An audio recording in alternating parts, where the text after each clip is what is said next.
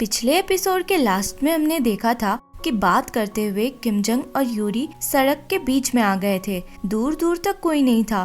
फिर एक कार अचानक से बहुत तेजी से उनकी तरफ आती है और यूरी को धक्का मारती हुई निकल जाती है।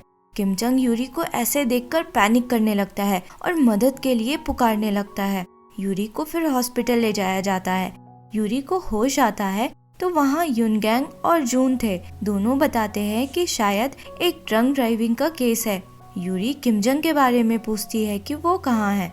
दूसरी तरफ हम किम जंग को देखते हैं जो पुलिस स्टेशन में पुलिस वालों पे चिल्ला रहा था क्योंकि अब तक वो लोग उस ड्राइवर को ढूंढ नहीं पाए थे जिसने यूरी को धक्का मारा था।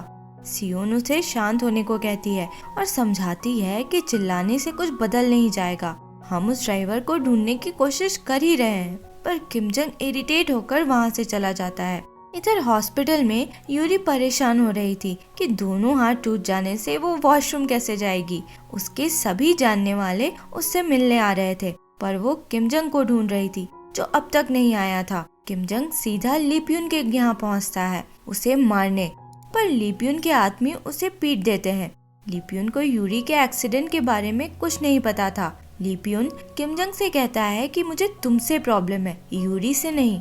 यूरी को नींद नहीं आ रही थी तो वो हॉस्पिटल के बाहर आकर खड़ी हो गई थी। तभी किम जंग वहाँ आ जाता है और उसे अंदर चलने को कहता है। किम जंग की हालत देख यूरी उससे पूछने लगती है कि ये तुम्हें क्या हो गया है। तो किम जंग गुस्सा करने लगता है कि तुम अब भी मेरे बारे में क्यों सोच रही हो, मेरी वजह से ही तो तुम्हारी ऐसी हालत हो गई है। यूरी कहती है कि इसमें तुम्हारी कोई गलती नहीं थी। तो किम जंग कहता है कि तुम्हें क्या लगता है ये कोइंसिडेंस था कि खाली सड़क में इतनी तेजी से अचानक से कार आ गई, वो भी ऐसी कार जिसका रजिस्ट्रेशन किसी फेक नाम से है। किम जंग थोड़ा इमोशनल होकर कहता है प्लीज तुम दूसरों की चिंता करना छोड़ो और अपनी चिंता करो। यूरी उसे अपनी तरफ खींच के बोलती है मैं ठीक हूँ, मैं अपना ध्यान रखूंगी। नेक्स्ट सीन में हम देखते हैं कि किम जंग यूरी को हॉस्पिटल से रिलीज कराकर अपने साथ ले जा रहा था अपने यहाँ, ये बोलकर कि वहाँ रहने से तुम्हें कैफे जाने में भी आसानी होगी। यूरी नहीं जाना चाह रही थी, ये बोलकर कि उसे किसी से डर नहीं लगता, वो मैनेज कर लेगी। दोनों यही झगड़ा करते हुए ऊपर तक पहुँचते हैं तो वहाँ किम जंग की मॉम उनका वेट कर रही थी जिसे देखकर दोनों हैरान रह जाते हैं। वो कहती हैं कि वो अपना घर छोड़कर आ गई है और अब किम जंग के साथ ही रहेंगी क्योंकि इतने सालों से उनके हस्बैंड ने उनसे इतना बड़ा सच छुपा कर रखा था। कैफे में किम जंग यूरी को अपने हाथ से खिला रहा था तो यूरी को थोड़ा अजीब लग रहा था। वो धीरे से बोलती है क्या कर रहे हो, तुम्हारी मॉम देख रही है। तो उसकी मॉम कहती है मुझे कोई दिक्कत नहीं है। नेक्स्ट सीन में फिर हम देखते हैं कि यूरी के पास एक क्लाइंट आई थी कंसल्टेशन के लिए। वो बताती है कि उसकी मॉम बहुत पहले गुजर चुकी है और उसके डैड हॉस्पिटल में बहुत बीमार पड़े हुए हैं। कुछ समय पहले उसके डैड ने उसके भाइयों के लिए वसीयत छोड़ा था बिना उसे बताए, जिसमें उन्होंने अपना बिजनेस उसके बड़े भाई को दिया, बड़ा सा घर दूसरे भाई को और उसके लिए बस थोड़ी सी जमीन उसके होम टाउन में छोड़ा, जबकि सालों से बस वही उनकी देखभाल कर रही थी। यूरी उसे एडवाइस देती है कि जब वो इतने सालों से उनकी देखरेख कर रही है तो वो सक्सेसर के लिए क्लेम कर सकती है क्योंकि सक्सेसर के लिए पोजीशन फिक्स होती है, उसे वसीयत से फर्क नहीं पड़ता। एक्सीडेंट के बाद से किम जंग यूरी को लेकर ओवर प्रोटेक्टिव हो गया था। इतना केयर करता था जितना तो पेरेंट्स अपने बच्चों का ना करे। उसे कुछ भी नहीं करने देता था जिसकी वजह से उसके आसपास के लोग सब इरिटेट हो चुके थे, यूरी तो बहुत ज्यादा। आखिर एक दिन यूरी बोलती है कि तुम इतना ओवर प्रोटेक्टिव होना कब बंद करोगे, मैं अपना ध्यान रख सकती हूँ और मैंने तुम्हें माफ नहीं किया है। तुमने 17 सालों तक मुझसे झूठ बोला और ये जानते हुए कि मेरे डैड की डेथ कैसे हुई, मैं तुमसे क्लोज कैसे हो सकती हूँ, इसलिए यहाँ से चले जाओ, मुझे अकेला छोड़ दो। किम जंग चुपचाप वहाँ से निकल जाता है और सियोन को यूरी के पास आने के लिए कॉल करता है। उसके आने पर यूरी उसे हक कर रोने लगती है। सियोन यूरी को समझाती है और थोड़ा काल्म करती है। नेक्स्ट सीन में हम देखते हैं कि लीप्यून अपने डैड से मिलने आता है। दोनों के बात से ये क्लियर था कि चेयरमैन लीप्यून को बिल्कुल पसंद नहीं करते और बेटे की तरह ट्रीट भी नहीं करते थे। वो कहते हैं कि मुझे तुम्हें दुहान में आने ही नहीं देना चाहिए था। लीप्यून कहता है कि अगले शेयर होल्डर्स मीटिंग में वो लोग आपको चेयरमैन से हटाने वाले हैं और फिर दोहान ग्रुप मेरा होगा। किमजंग को अब भी लीप्यून पे एक्सीडेंट के लिए शक था और वो उसके अगेंस्ट एविडेंस ढूंढने में लगा हुआ था। किमजंग वापस आता है तो चेयरमैन उसका वेट कर रहे थे। वो फिर से उसे दोहान ज्वाइन करने के लिए कन्विंस करने लगते हैं और बोलते हैं कि तुम क्या चाहते हो, सब कुछ उस लीप्यून को मिल जाए। किमजंग मना करता है तो वो बोलते हैं तुम और तुम्हारे डैड एक जैसे हो, अपॉर्चुनिटीज मिलने पे समझते नहीं हो। दूसरी तरफ यूरी की क्लाइंट फिर से उसके पास आती है और कहती है कि वो अपने हिस्से के लिए लड़ना चाहती है और इसलिए वो यूरी को हायर करना चाहती थी। यूरी उससे कहती है कि इस केस के लिए उसे किसी ऐसे लॉयर से मिलना चाहिए जो इनहेरिटेंस वाले केसेस से डील करता हो, पर वो यूरी को ही हायर करना चाहती थी। इस क्लाइंट का नाम ही यून था। वो और यूरी बात ही कर रहे थे कि उसके दोनों बड़े भाई वहाँ आ जाते हैं और उस पर चिल्लाने लगते हैं कि अभी तो डैड हॉस्पिटल में ही है और तुम पैसों के चक्कर में पड़ गई, तुम्हें तो एक पैसा नहीं मिलेगा।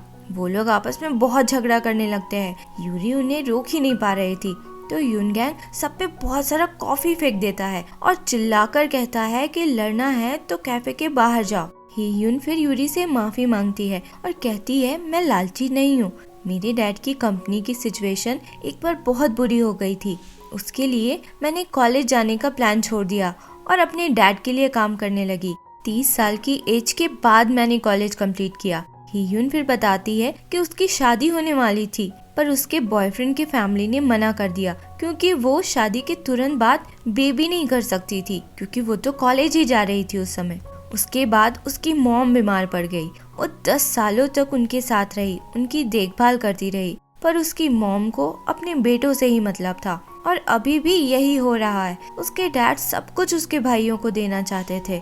हीयून की कहानी सुनकर सब लोग थोड़ा इमोशनल हो जाते हैं। यूरी कहती है कि वो उसका राइटफुल शेयर दिलाने में हेल्प करेगी। ये सुनकर सब लोग खुश हो जाते हैं।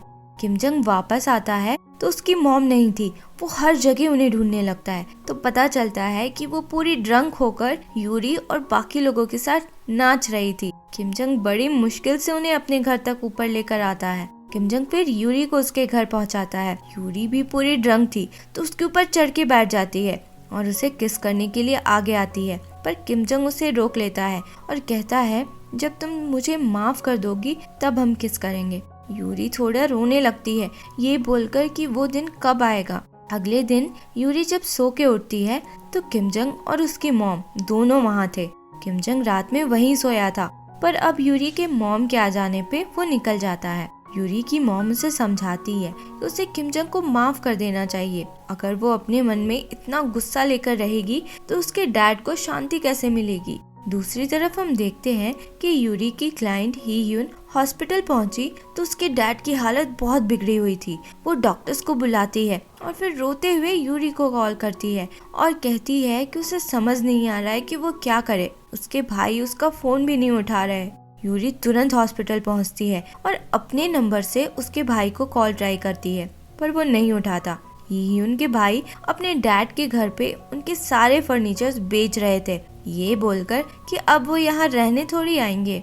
उस दौरान उन्हें एक हिडन सेफ मिलता है तो वो लोग खुश होकर जोर जोर से हंसने लगते हैं। इधर हीयून अपने डैड के साथ उनके अंतिम समय तक थी और उनके मरने पे जोर जोर से रोने लग जाती है। नेक्स्ट सीन में हम देखते हैं कि यूरी किमजंग के डैड से मिलने आती है और कहती है आपने उस समय एविडेंस छुपाया जिसकी वजह से मेरे डैड पे उतने सारे लोगों के मरने का ब्लेम लगा। गलती आपने की पर ऐसा लगा कि सजा मुझे और मेरी मॉम को चुकाना पड़ा। आपने तो आज तक माफी नहीं मांगा। आपको पता है आपके लिए किमजंग माफी मांगता फिरता है। यूरी अपने मन की सारी बातें बोलकर वापस आती है और किमजंग से मिलकर कहती है कि अब मेरे मन में तुम्हारे लिए कोई गुस्सा नहीं है। मैं नहीं चाहती बस इसकी वजह से हम अलग रहें, इसलिए मैं अपना गुस्सा और तुम अपना गिल्ट दोनों छोड़ देते हैं और हम मिलके उन लोगों को कोर्ट तक पहुंचाएंगे जिसने गलती की थी। और ये एपिसोड यहीं खत्म होता है। आगे क्या हुआ इसके लिए मिलते हैं अगले एपिसोड में। अगर एक्सप्लेनेशन पसंद आया हो तो लाइक शेयर एंड सब्सक्राइब करें। Thank you for watching.